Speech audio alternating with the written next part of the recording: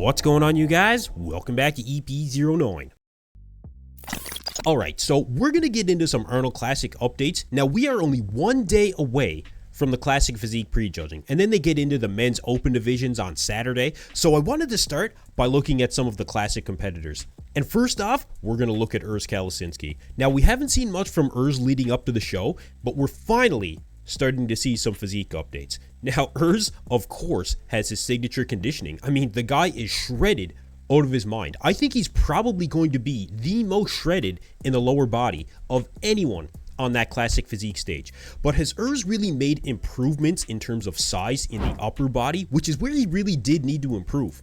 I would say at this point that he really hasn't. He still needs to gain some more size through the arms, through the shoulders. I mean, he's going to be standing next to guys that I think are just going to look a little bit more proportional than him. Now, he's still easily going to be battling for a top 3 spot here, but you know, I think that it's going to be a little bit closer between 2, 3, and 4. Let's just assume that Ramon Dino is going to end up taking first here, but I do think it's going to be closer between 2, 3, and 4 than a lot of people might think. And one guy that I think is looking a lot better than I expected is Breon Ansley. We can see here, he's going to be conditioned. We're going to see a really good level of fullness from Breon here as well. And he will definitely be battling for, like I said, that top 2, 3, 4 spot. I would probably put him in around the 3, 4 spot. And you know, the guy that I think that he'll be battling the most for that top 3, 4 spot with is going to be Wesley Vissers. In fact, I would actually put Wesley a little bit higher than 3rd or 4th, but realistically, this is where I think the judges are going to put him. Now, Urs is a fantastic poser, so he may be able to beat Wesley on that, but I mean, honestly, I think that Wesley's presentation when it comes to the Classic Physique division is better than anyone that you'll see out there in the division. He's obviously made huge improvements, which is something that the judges will be looking for. He looks like he's on point. Well, he's definitely on point. And I mean, you guys, this is the definition, as far as I'm concerned, of Classic Physique. If it was up to me, you would give him the trophy, as long as he does show up at 100%.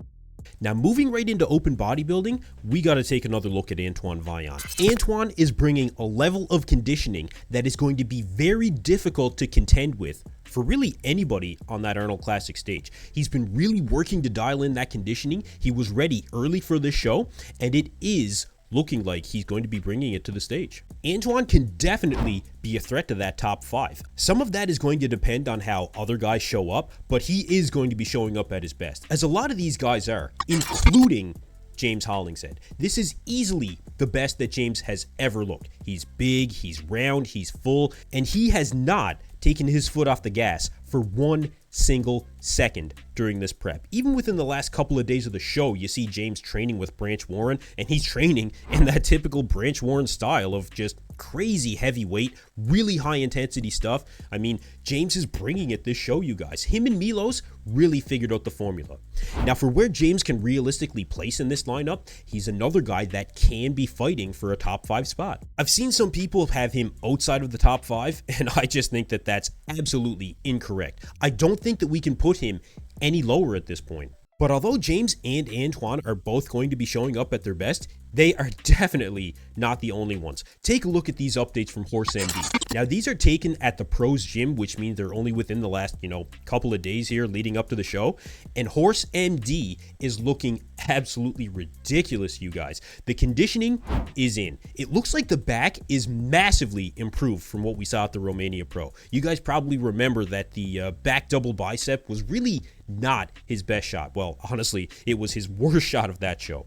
But it looks like he's really brought that in. Now, we're not seeing a straight on back double bicep, but I mean, from what we're seeing in this twisted 3/4 turn shot, which is of course Arnold's pose, it's really looking impressive. The lower body as well. I mean, he's really got that hanging hamstring, the separation between the quad and the hamstring as well, the striated glutes. We are seeing a very impressive version of HorseMD.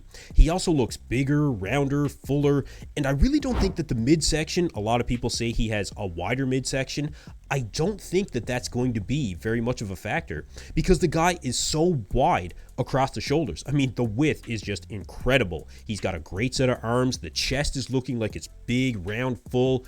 Now, if he just can nail that conditioning on show day, The majority of fans and commentators do have this guy within the top 3 and top 4. But look, the fact of the matter is, this is going to be one of the most competitive Arnold Classic lineups that we have seen in quite some time. So let me know who you have in your top 3 down below in the comments section. And you guys stay tuned. I'll have all the coverage of this weekend's Arnold Classic right here. Anyway, that's it for me in this video, you guys. Thank you for tuning into EP09. Be sure to like and subscribe.